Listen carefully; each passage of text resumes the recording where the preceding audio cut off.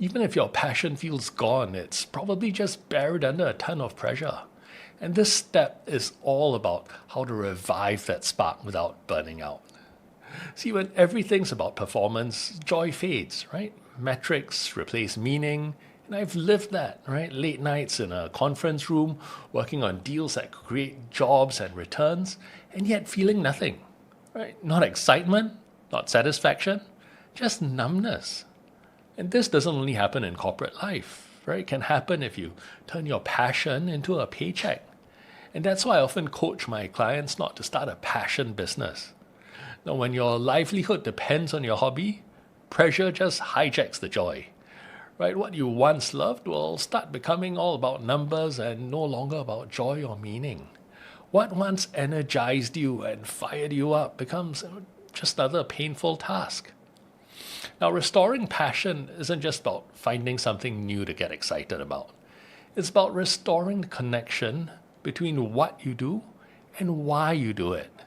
It's about reconnecting with gratitude, with growth, and with grace. And these are the foundations that reignite genuine drive from the inside out. Now, we need to acknowledge that we haven't lost our capacity for passion. It's just that we've been operating in survival mode for so long that we've forgotten what it feels like to thrive. Now, the good news, that capacity, that's still there, just waiting to be reawakened by purpose. And there are 3 simple steps that you can take right now. Right, first, revisit your why.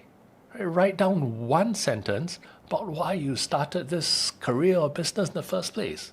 Then ask yourself, have I been serving that or just surviving it? When I did this exercise, I remembered that I originally chosen law because I was somewhat idealistic and I wanted to protect the underdogs, right, from the high and mighty and ensure fairness. Now, somewhere along the way, I started protecting profits instead of people. Now, next, schedule a renewal, not an escape.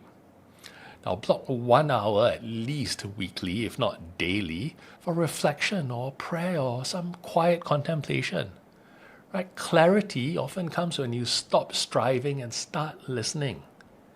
At my lowest point in my career, I started waking up an hour earlier every morning. No phone or agenda, just 30 minutes to sit and pray, and then 30 minutes to stretch and do some body weight exercises. Now, that quiet time became the birthplace of my transition strategy. Now, finally, celebrate small alignment wins. Each time you act from purpose rather than pressure, note it. When I began making decisions based on my values rather than performance matrix, I started feeling alive again. Now, the work didn't become easier, right? In fact, it often became harder because there was more to consider. And the additional considerations were not always appreciated by the others. But what changed was the relationship with my work, and that made all the difference. Now, have you ever felt burned out or numb even when things looked good on paper? Let me know in the comments if you've been there.